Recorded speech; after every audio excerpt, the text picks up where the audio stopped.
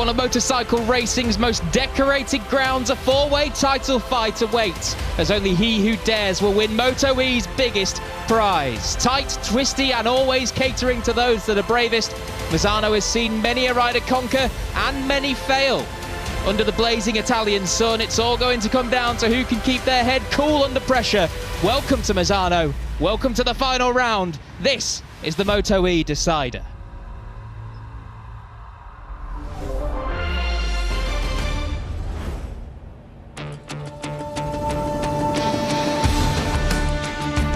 Hello and welcome to the Misano World Circuit Marco Simoncelli, where for the final time in 2024 we are about to go qualifying for the MotoE World Championship. As you can see from the images, it's been a beautiful day here in Misano. No rain has spoiled any play for us today, Friday here at the San Marino Grand Prix.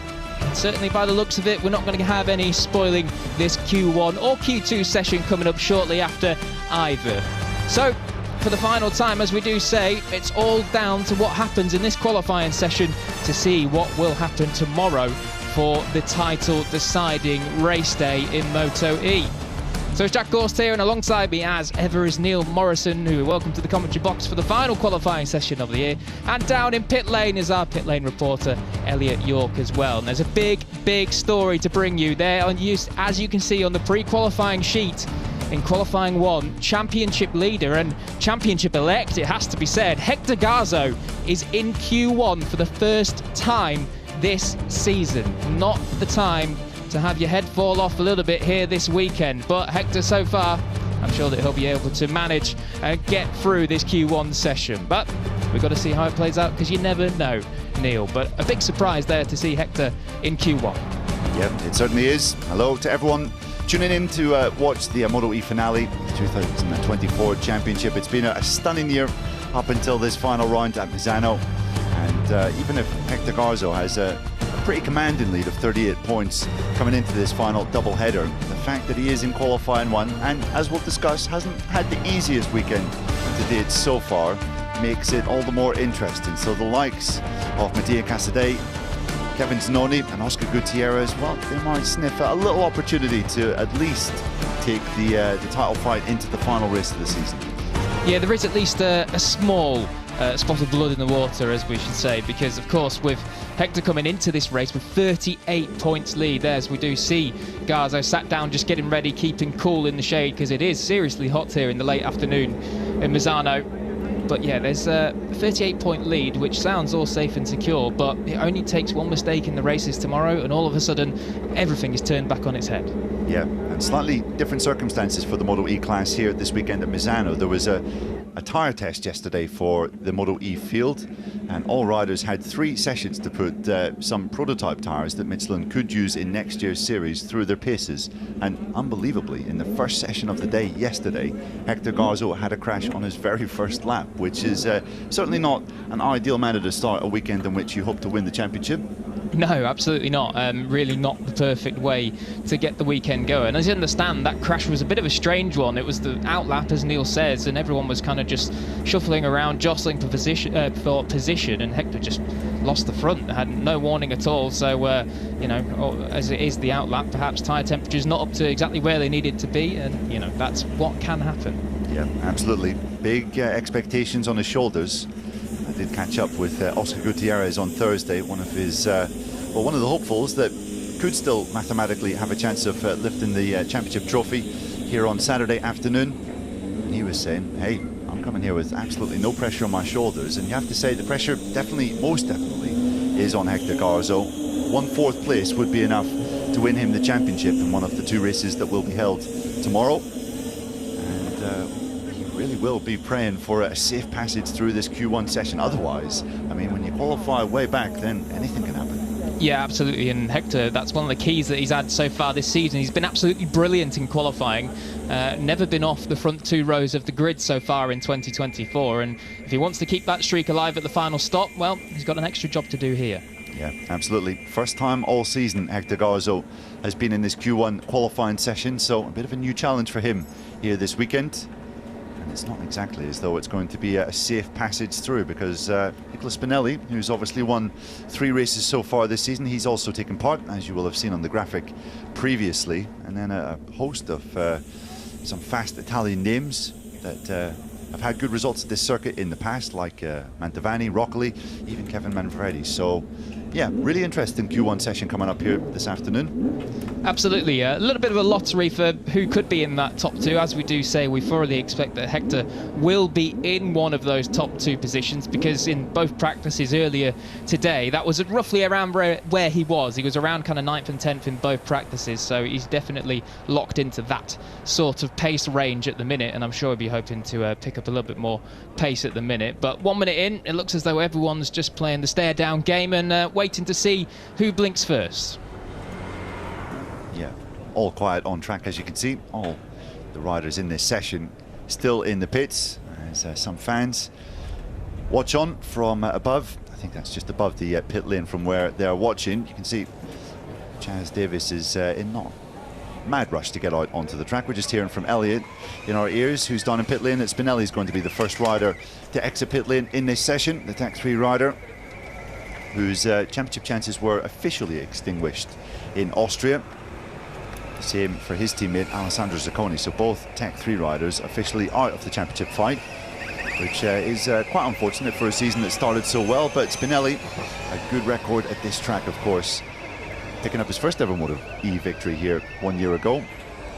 Yeah, it was a really strong victory as well, in a crazy last lap battle in the final race of the year last year. I think there was, I don't know, about 6 or 7 overtakes between the top 3 on that final lap, and one particular one from Spinelli through Curvone on the final lap as well. Yeah, certainly very hearty stuff from the 29, and what a turbulent season it's been for Spinelli as well, Neil, because of course he opened the season with a double win and then crashed out of the lead in one of them, and also, you know, picked up 3 of the first 4 race victories of the year. And then since there, it's, well, what do we say about it? It's been a bit of a strange story so far. Fizzled out, didn't it? Yeah. A year that started with such promise. After the second round of the season, you were thinking, this guy is most certainly the rider most likely to take the fight for the championship. He won 3 of the first 4 races and crashed out of the one he didn't win, when he was in a very promising position indeed, and looked pretty strong back in Portimao, which seems an awful long time ago now. And then, as you say, it's not really managed to come back to life since then. He had a couple of good results in Germany, but that was such a strange weekend with a lot of stoppages, very shortened race 1, and then of course that wet race 2, when no rider had prior wet experience of the Sachsenring on that weekend. So yeah, since the first couple of rounds, Spinelli hasn't quite been able to hit those heights up at the front. Yeah, so we'll see if he can this weekend, of course, as we do say, in this Q1 session. So not quite got the top line leading pace so far, but it was incredibly close during the practices earlier. I think Spinelli, even though he didn't make it in, was less than half a second, or around about 5/10 off the top time. So very, very close between those top 10. And I tell you what, if Hector Garzo thought he had pressure, well, he's definitely got some now. The entire field is following through as he starts this opening lap. Hector, do not look behind you, because it'll only scare you. Carry on. Exactly. Either scare you or wind you up ever so slightly, because the 2 658 boys of Manfredi and Roccoli are both waiting for Garzo, depending on his slipstream, for a fast lap time here. And this is what it all comes down to. Big pressure is on the shoulders of the number 4 to come through this session and not make any further mistakes after what has been a tricky couple of days here on the Adriatic coast. Garzo, as Jack was previously saying, has had a near exemplary qualifying record so far, always on the first 2 rows of the grid. And he would sign right now, wouldn't he, for a place, I think, on row 2 if you offered it to him. Yeah, absolutely, especially after, if he does indeed look over his shoulder and sees Roccoli and Manfredi, 2 figures you don't want to meet in a dark alleyway. So certainly, doing the best job to intimidate and just grab onto the coattails of Garzo to try and pinch a lap off them. Of course, Roccoli, beg pardon, Manfredi last year here was rapid, it has to be said, finished 4th in the first race of the day, so certainly knows how to shuffle himself around this circuit on a 2-wheeled motorcycle. And I think we can cut down to El, who's got an update for us. Yeah, just part of that conversation with the 658 boys shadowing Garzo. They're situated right next to each other in pit lane, and you could see Garzo waiting and waiting to go out for the session, and Manfredi, who is the next bike along, was just sitting there on the bike waiting. And as soon as Garzo pulled out of pit lane, Manfredi went as well. So it was obviously tactics to follow one of the quickest guys, which is of course Garzo. Everyone knows that he needs to push for a time and get a lap time in, so it's not against the rules obviously, but hopefully for Hector's sake he can sort of brush that off and get into the top two. Yeah, absolutely. And Garzo does come across the line and provisionally goes second, with Rockley actually benefiting from his slipstream to go one place ahead of him. So 141.176 is the time to beat. Judging by the times that we had in P2 earlier today, there is still quite a bit of room for improvement. At 139.925 was Alessandro Zacconi's quickest time of that particular session. So yeah, more to come in the next couple of laps, I feel. Yeah, absolutely. Garzo himself managed a 140.544, so definitely got a little bit of time in him, has Hector, and we'll see what he can do on this second lap, as he's going to need to pull something out, absolutely, because Nicola Spinelli is 4/10 up halfway around the lap, and he's about to click through the third sector around about here, and we'll see what he does, and he just about holds that 4/10 advantage. So whatever happens in this final sector, hopefully if he can keep it all nice and in line and straightforward, he will go to the top of the board. But Garzo is cooking up something special now, 6/10 under through the second split. Yeah, really good time this from Garzo. Spinelli just about keeps it within the track limits as he comes across the line. This will be provisional pole for sure. It is a 140.675. Good stuff that from Spinelli. Narrowly slower than his time from earlier in the day, but we want to pick up with the number 4 and the championship leader, because Garzo is on a really quick one. This is Alessio Finello coming out of turn 14 into the penultimate curve, the penultimate left-hander on this Misano circuit. Garzo looks as though he's well clear with this lap time, could potentially secure him a spot in Q2. So let's see what Finello does across the line. Where does he slot in? He goes 6th for now. That's not going to affect the top two, as now we do pick up Garzo out the curve of Misano, the final corner here and across the line, and he does go to the provisional top position in this session in Q1, and that's a good, strong time from Garzo as well. A great effort. That's half a second quicker than he went earlier in P2, and only about a 10th off what Zacconi, the fastest rider in practice 2, did this morning. So great improvement there from Hector, pulling it out when he needs to. Yeah, absolutely. You just have to look at the differences on the left of your screen there. Nearly half a second in hand on Massimo Rockley in second. That should be enough, you would imagine, to see Hector Garzo promoted through into Q2. I'm sure that'll feel like a massive, massive weight off his shoulders. We saw him walking to the grid, didn't we, Jack, just before this session started. We were walking over to the commentary boxes past the E-paddock here, situated in the Misano World Circuit paddock itself. And yeah, to say he looked a little nervous and under pressure would be something of an understatement, I feel. Yeah, absolutely. He was looking rather stiff, should we say. Definitely walking with a little bit of tension, some weight on those shoulders, but definitely once he's got on the bike, the nerves after that first opening lap with no mistakes, they've just settled the number 4 nicely, and the possible champion-elect, and it does indeed look like he's going to get the job done here. Finello, if he can hold that, no, he's lost time through that third split.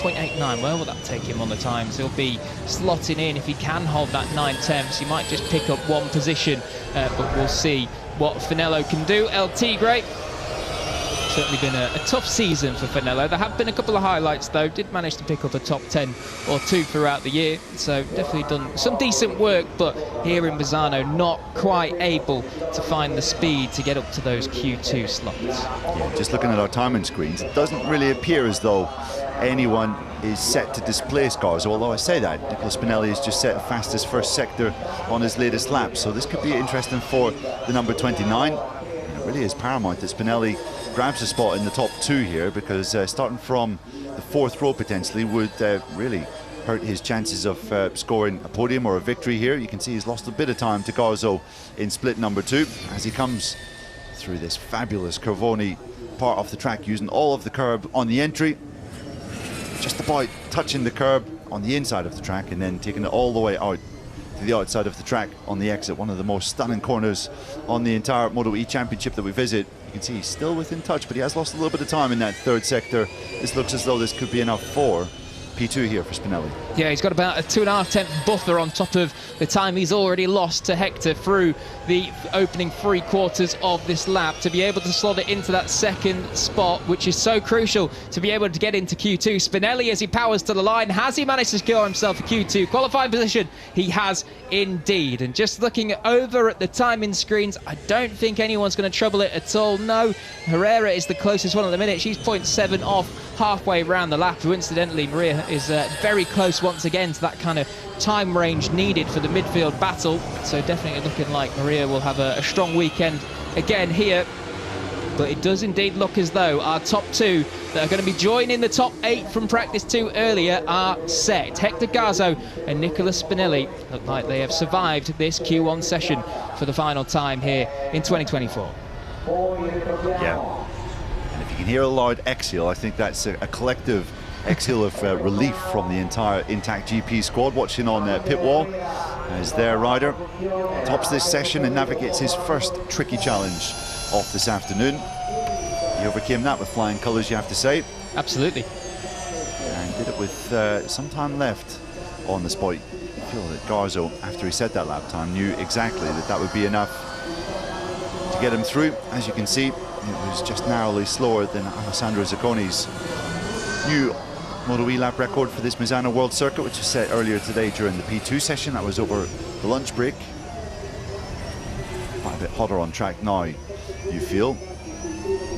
But if Garza was able to go that fast in this session, I think we'll probably be breaking that lap record again in Q2 coming up. Yeah, absolutely. That first ever 1:39 for us here in the MotoE class looks as though it might not be the only solitary 39 that we do see this weekend. And you've got to say, Neil, as well, this extra 15 minutes of track time, extra 10 minutes, pardon, of track time that Garzo has had has probably severely helped as well, because we know from practice 1 and practice 2 he was just missing a bit of a trick compared to his main competitors so far today. So I'm sure that after that additional track time he's probably just feeling a bit more calm and maybe just kind of get rid of some of that tension that quite clearly is overriding at the moment. Yeah, absolutely. You say get rid of the cam, adopt that cam, get rid of some of the nerves that he was obviously feeling. You just have to look back to Austria 4 weeks ago it was, in fact, when Hector Garzo was so commanding in really 2 very high-stakes races. He came away with a second and a first. He was the rider that was able to top this session with the 1:40.075, navigating his way through to Q2, which is coming up now.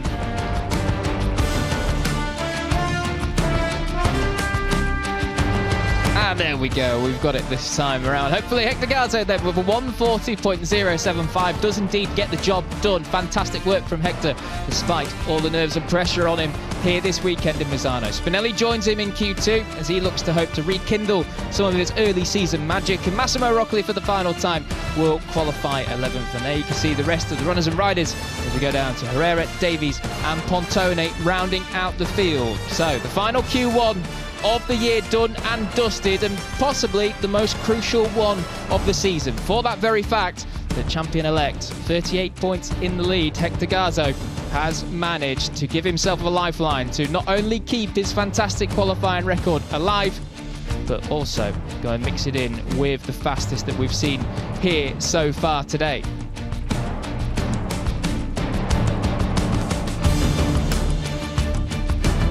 So then Q2 coming up in just a handful of moments' time. There you can see Hector Garzo certainly was joined by the masses for that opening lap in this Q1 session.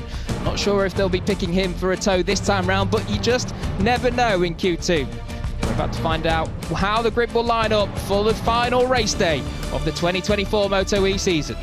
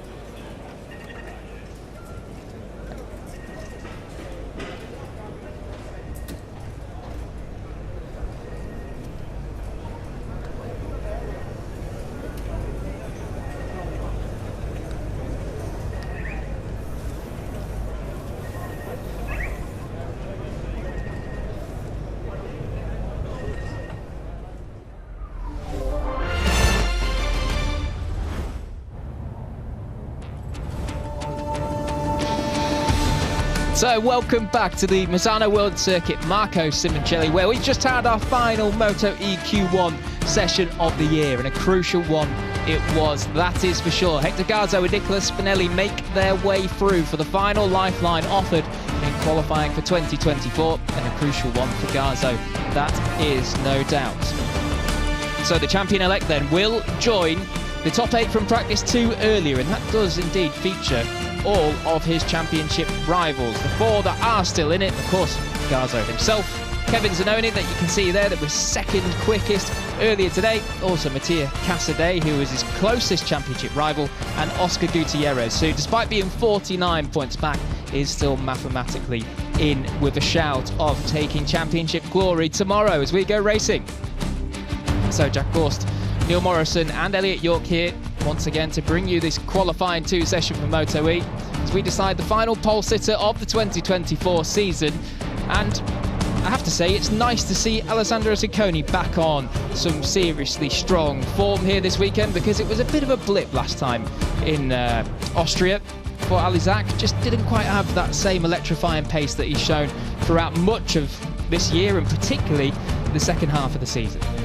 Yeah, absolutely. He does look completely back to his best, does Ciccone on home soil here at Misano after, as you said, a tricky round in Austria 3 weeks ago. I previously said it was 4.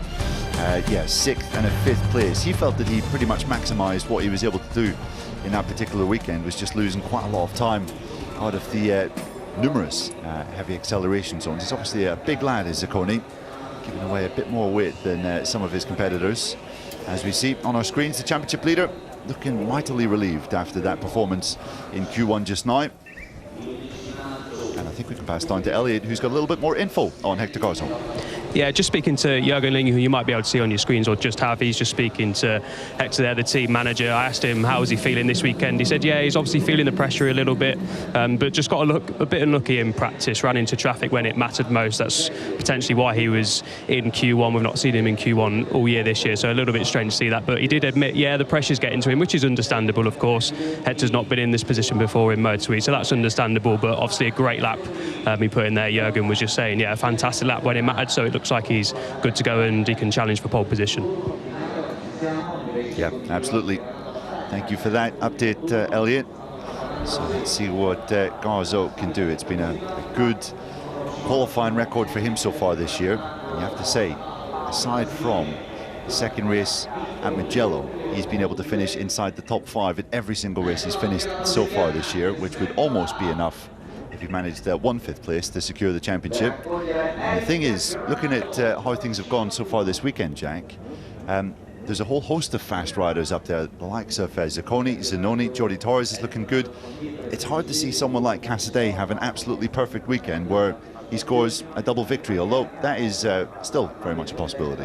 Yeah, absolutely. Of course, we come to Misano, and because of the fact that there are several Italians in the MotoE class, and also just other riders in general that know this circuit like the back of their hand, yeah, we come here and everyone's fast, so it always kind of throws a bit of a cat amongst the pigeons in terms of what to expect here. But I think one thing we can expect, Mattia Casadei historically has been absolutely dynamite around here. He's had 7 podiums here in Misano, so to be honest, I know you say that, you know, you can't expect someone to have a perfect weekend, but if I'm looking at one rider in particular to kind of pull it out the bag and put the pressure aside when they need to, Casadei might be the one. Yep, although he's had a complicated day as well. He had a bit of a get-off earlier today, and led to believe that he'll be on a spare bike for this session, which maybe isn't ideal preparation for what could well be a championship bout here this weekend at Misano. But as you say, yeah, great record for Casadei at this track. 7 podiums and 2 victories here. 1 last year and then 1 in 2022 as well. 1 last year, of course, confirmed his World Championship, which he's so determined to keep hold of this year. But a big old ask, being 38 points back with just 50 left on the board. Yeah, that first race of the final round here last year, of course, saw a bit of heartache for Jordi Torres, who got such an unbelievably good launch from the middle of the second row of the grid, and it turned out, in fact, it was too good, and it was a jump start, and in that very moment, it was indeed championship over. But I think we can pass down to pit lane, where Elliot is with Chav Davies. Yeah, I'm down here with Chaz. Chaz, you spit down in Q1. How are you, and how are the conditions out there? Yeah, nothing wrong with the conditions. Beautiful day here in on the Adriatico. Yeah, nothing wrong with that. But yeah, just struggling, to be honest. I mean, this weekend is basically, this is the track that I probably tested at most a couple of years ago when I did a few days of development work with this bike. And it's frustrating because I'm well over a second and a half off myself from 2 years ago. So trying to understand those things, you know, it's a little bit tricky. That's the frustrating thing for me. I know that I can go a little bit better than what I'm kind of showing, but just for whatever reason, it's just not felt right since day one this year, and it continues to be so. So anyway, we're at the last race of the year. It's been a challenge, and we'll line up for the last couple tomorrow. What can we expect from Chaz in 2025? Are you continuing in MotoE? Is there any news you can bring us, or what's the plan? No. After this year, definitely won't be here again. Maybe take up some other roles. You know, as you maybe know, I work in World Superbike with a factory Aruba Ducati team. So been doing that and been working on some other projects as well. So yeah, no, plenty of interesting things going on off track. But I'm glad to say I probably won't be back on track next year. Well, Chaz, it's been a pleasure to watch you in MotoE. Great to speak to you, and good luck for tomorrow's races. Thank you very much. Cheers. Thanks. Yeah, thanks, Elliot. And I'd just like to echo those sentiments towards Chaz. The results haven't quite gone the way of the Welshman so far this year. They've fallen a little below, I think, what Chaz was expecting. And as he said, just never quite been able to get comfortable with that bike. And I think most importantly, that team, which has come in completely new and is just found that they're going quite tough really from the first round, and yeah, given up what 5-6 years of experience in this class to the likes of Gracini or Dynavolt Intact GP, who've been here from the start, and yeah, there's no cure for experience, unfortunately.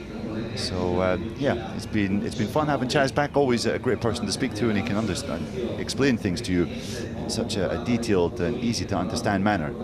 But yeah, rather emphatic statement that he won't be back again next year, you feel? Yeah, I think Chaz, the sportsman there, is like, well, if I'm not competitive, there's no point. So yeah, fair enough. And I do enjoy when we spoke to Chaz last time in was it Austria? We spoke to him about it on the Inside the E-Paddock show on the Thursday, and it was kind of, I gave him the cheeky question, was it harder than you expected? And he was like, well, yes and no. Like, you can't underestimate any sort of racing category. You know, you come here and these lads that are 25, 26 years old, they certainly do go pretty fast, and they do very well in other racing series too.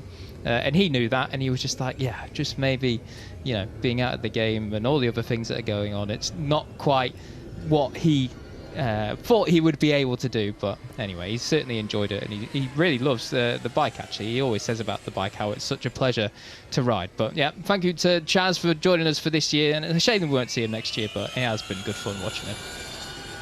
Yeah, absolutely, and certainly will not have a shortage of offers for things to do in the future.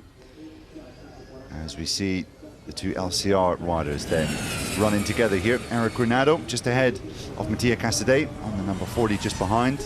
Granado's had a decent day so far. He was 7th in the combined practice standings after, we have to say, another disappointing weekend in Austria. Crashed out of race 1 and then was disappointed to finish down in 10th in the second race. Granado's had a real mixed bag of a record here at Misano in years gone by. Of course, he came here with hopes of winning the championship back in 2022, but crashed out. In fact, it was last year, wasn't it? Yes, I do believe. He crashed out. Oh, I can't remember now. Was it 21? I believe, yes, yeah, down at turn 14. Yeah, it was indeed where he did crash out. So some pain and heartache at this circuit for Eric. I do actually have some news on that incident he had in the first race of the day in Austria last time. We thought he just crashed on his own because we didn't see it properly on TV, but actually Kevin Zanoni came to the inside of him and made some small contact apparently. So we didn't see it on TV, but speaking to Eric after the day had completed there on Saturday in Austria, he said that, yeah, it was actually a bit more to it than what it did seem. So Eric will certainly be looking to end this season on a high. It's been a tough and trying campaign for the Brazilian in this class, which started so promisingly back in Portimao when he came away with a decent fourth position from pole in race number 2. And aside from a couple of podiums in round 2, it's, in round 3 it was. It's not really been the easiest of times to number 51. Still, he's maybe just doing a little bit of donkey work there for Mattia Casadei, pulling out of the way as they pitch right into the Cavoni curve. And Casadei looking quite strong here. Casadei's fastest time from earlier was a 1:40.143, so we'll be aiming to go a little bit quicker than that. I have to imagine you need to be in the 39s to be up and competitive towards the sharp end of this particular session. Absolutely, yeah, I think that is where the benchmark is going to be. So we'll see what Casadei can do as he does come across the line and just misses out on those 39s at a 40.2, but that's certainly not too bad of an opening ticket there for Mattia Casadei. Tulovic comes across the line. That's certainly not going to trouble any of the top positions in this session, but luckily for Tulovic, a handful of minutes still to go to be able to post something a bit more respectable onto the board. Jordi Torres, who's been quick all weekend so far, what does he do coming across the line? Slots in just about 400s behind Casadei for now, but it's all eyes on Spinelli, who of course set that 40.4 to get through Q1 session. Looks like he's about to go into the 39s here as we pick him up coming into the final corner. Curva Misano, what can the number 29 do? It's certainly been a long time since we saw Spinelli this competitive in a qualifying session. Does he go to provisional pole? He does indeed with a 1:40.1. Great effort from Nicholas. Yeah, really good stuff. This would be quite a turnaround for Spinelli if he managed to hold this. He was 10th in practice earlier today, which didn't necessarily indicate he would be fighting for pole position, but you can see that provisional pole time is already under threat by this rider here, Mattia Casadei, coming in through Carboni with Eric Granado also fast just behind. You can see Hector Garzo is very much in the mix as well. There's so many fast riders. Alessandro Zacconi also needs to be kept under consideration, even if he's lost a little bit of time in sector number 2. Yeah, we can see as well on the timing tower on your left, Kevin Zanoni in 5th at the minute. He's red through the second split, so he's up on the provisional pole time as well. Garzo, certainly nothing cooking so brilliantly in this lap for him. Already a quarter of a second off as he's halfway round the lap. We'll keep a tabs on what he can do, but Casadei comes across the line to take over provisional pole once again with a 39.8, and his teammate Granado follows him into the 39.2. It's a 1-2 for the LCRE team. Yeah, some formational flying then from the LCR teammates, and all eyes then fall on the number 4, Hector Garzo, the championship leader, breaking down into the final turn. It looks as though he's got a reference just up ahead. He does indeed. It's the former world champion Matteo Ferrari who's just ahead, and Garzo goes 8th with that time. So nothing too spectacular so far from the championship leader. Zacconi goes 3rd, and what of Oscar Gutierrez? He's still struggling a little bit in this session, 10th for the Spaniard. Yeah, about 1:50 on the clock for both Gutierrez and indeed Garzo to try and hike themselves up the order. Certainly one needs it a little bit more than the other. Gutierrez definitely, if he wants any chance of taking the crown home tomorrow, needs to put himself on pole position.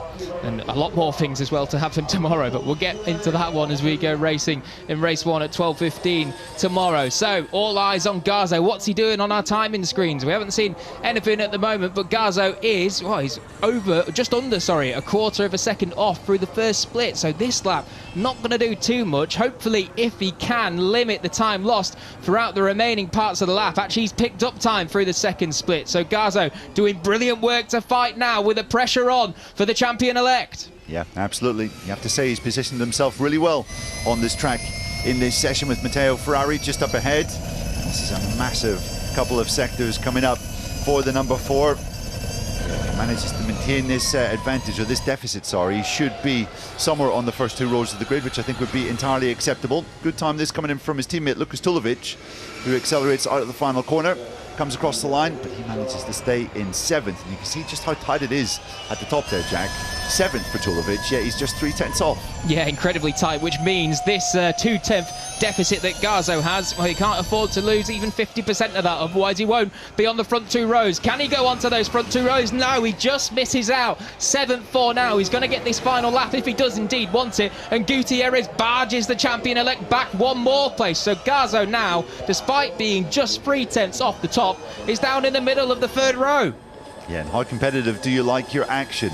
Just over 0.3 of a second, covering nearly every single rider in this session. Lukas Tulovic back in 9th, not exactly a million miles away, but Mattia Casadei looks as though his new lap record of a 39.856 will be enough for pole position in this session, which would be a perfect platform from which he hopes to launch a successful comeback in the championship tomorrow. And again, they're doing a bit of a follow the leader with the LCR teammates. Eric Granado just up ahead. Casadei, I don't think is going to improve drastically, although he is still in the mix there. You can see he's just 0.05 of a second off coming through sector number 2. Granado also on a fast time as well. Yeah, this is all starting to rumble up now. As you can see there, Zanoni only 0.04 off the halfway round, and Gutierrez just 1,000 further back as well, as it looks as though he's got a bit of a tow from behind the number 21. Kevin Zanoni is championship battler. Let's see what these laps can do as they shake out. Yep, absolutely. Garzo, he's already nearly half a second off through the second split, so I don't think this is going to be a great last time from Hector Garzo. It could well be 8th at best for the championship leader. 0.7 of a second off is Garzo through the 3rd split. That's not going to do anything for him this time, so it does indeed look as though 8th is the best that the champion-elect can do as he faces the final race day of the season tomorrow. Torres, as he comes across the line with Zanoni as well. Torres goes to the front row. Great job from the 2-time World Cup winner here. What does Gutierrez do? He doesn't improve either, so Gutierrez will be 6th, and it is indeed Casadei and Granado that take home that LCRE team 1-2. Casadei on pole for tomorrow with his main championship rival Hector Garzo down in 8th.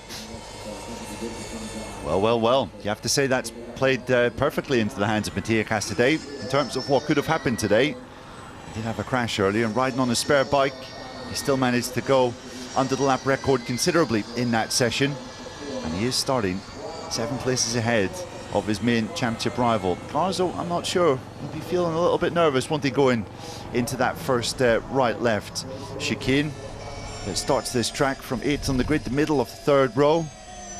But not necessarily a disaster, but certainly not ideal, I feel, if you're the Spaniard. No, and I mean, I think the thing for Garza that he has to look here is, yes, okay, I'm 8th place, but I made a big improvement from practice earlier to what he's just done in qualifying there. And if they can figure out some things overnight with the team, maybe just tweak some of the suspension settings, then you've got to say he's probably in for a decent result tomorrow. And decent is quite frankly all he needs, as we do say. If he picks up a 4th place in the first race of the day tomorrow, he will be crowned world champion for the 2024 season.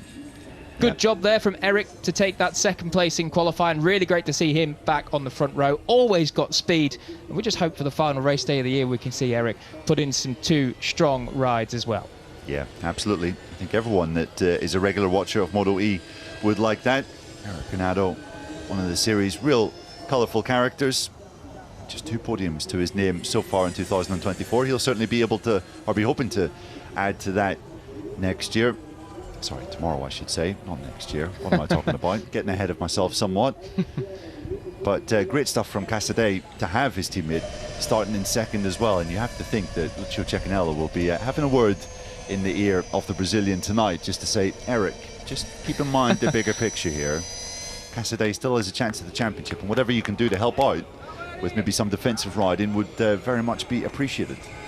Yeah, I think the one key instruction will be, please don't overtake Mattia. Whatever you do, just don't overtake Mattia down into turn 1. Let him get through nice and clean, and then I'm sure that, yeah, Cecchinello will be very, very happy indeed. But, as we say then, very interesting for tomorrow, very interesting indeed. Casadei, as we do say, 7 podiums here with 2 of those victories. He definitely knows how to get it done around here. But Hector Garzo, last year, of course, was on the box twice as well, 2nd place. And in that very race where Casadei won the championship, I think he only missed out by about 0.04 of a second. Garzo on a potential victory there. So We know that Hector has the speed. Just got to keep it all under wraps tomorrow. And for his sake, he'll be hoping to get the job done. Yep, it'll be interesting to see the body language here from Hector, whether that's a big success for him or a bit of a disappointment. Probably just pleased to get qualifying out of the way. A muted response, I think we could say, by Hector standards. What of the other championship contenders? I hear you ask. Kevin Znoni, who still has a chance as well. He sits 44 points back in the title fight. He was fifth. He'll be starting from the middle of the second row. And Oscar Gutierrez, who sits fourth overall, 49 points back. Well, Gutierrez starts from sixth, but that's not such a disadvantage for him, because Gutierrez has come through from worse qualifying positions in certain races this year, and yeah, performed really well. So decent stuff for the number 99, who said yesterday that he knew he was going to be giving away a lot to the Italians, who have so much track experience at this particular venue. Not really the case for him. So sixth place, I feel, decent effort for Gutierrez, number 99. Yeah, as you say, his first time here on a MotoE bike. Of course, those couple of rounds that he did towards the end of last season, he didn't do the final round here. So yeah, first time here, and definitely doing a half-decent job with learning the track very, very quickly indeed. But great to see Jordi Torres back on the front row of the grid. Certainly picked up his form in the second half of the season. He's down with Elliott after that third place in qualifying. Front row for tomorrow's races, how are you feeling? Yeah, you can imagine, no? All the year fighting also with myself, because some races this year I am a lot of frustrated because I never go forward. I'm feeling fat because I don't get any speed on the straight. But yes, at the final I arrive here in the last race and say to everybody, okay, this year is not my year to stay on the top, but we can continue here. It's a message important to say. Great job, Jordi. Good luck tomorrow. Thank you.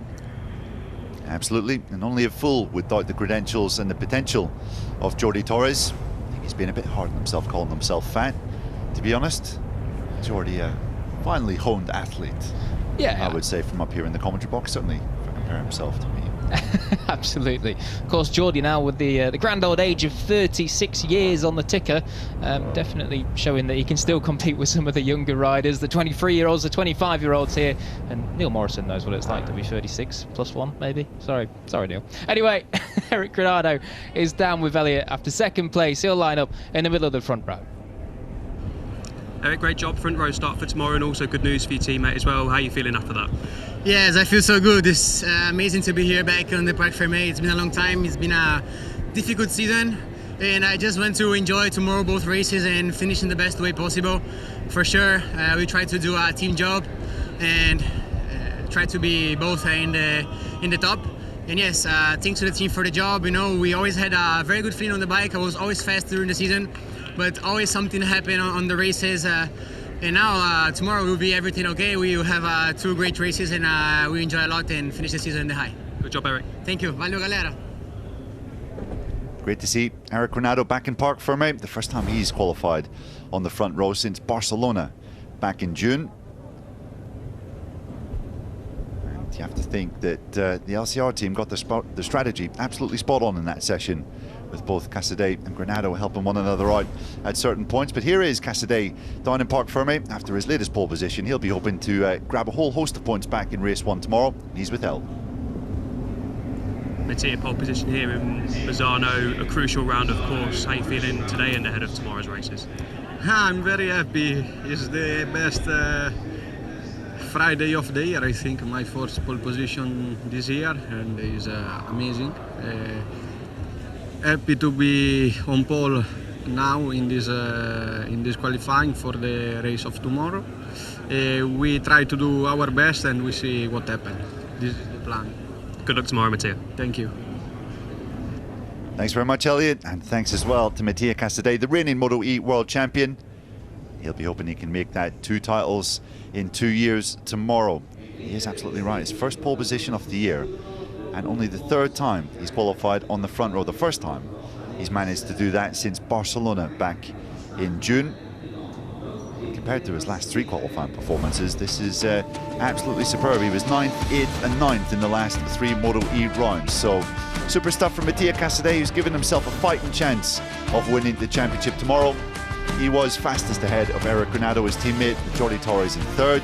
Alessandro Zacconi was fourth, ahead of Kevin Sononi, championship challenger as well. He'll be launching his attack from the middle of the second row, with Oscar Gutierrez in sixth. And the big news, of course, Hector Garzo, the championship leader, in eighth. Yeah, drama in the qualifying session then. We'll have to see how it shakes out tomorrow. You do not want to miss the final two deciding races of the 2024 MotoE season. 38 points is Hector Garzo's advantage ahead of that man right there, Mattia Casadei, that lines up on pole position. And with 2 wins and 5 more podiums around this place, well, you may as well call this his backyard. Garzo then going to have to step behind enemy lines to get this one done. He only needs a 4th in the first race of the day to be able to do it, and we'll see if he can. Join us tomorrow as we go racing for the finale in MotoE here in Misano. We'll see you there.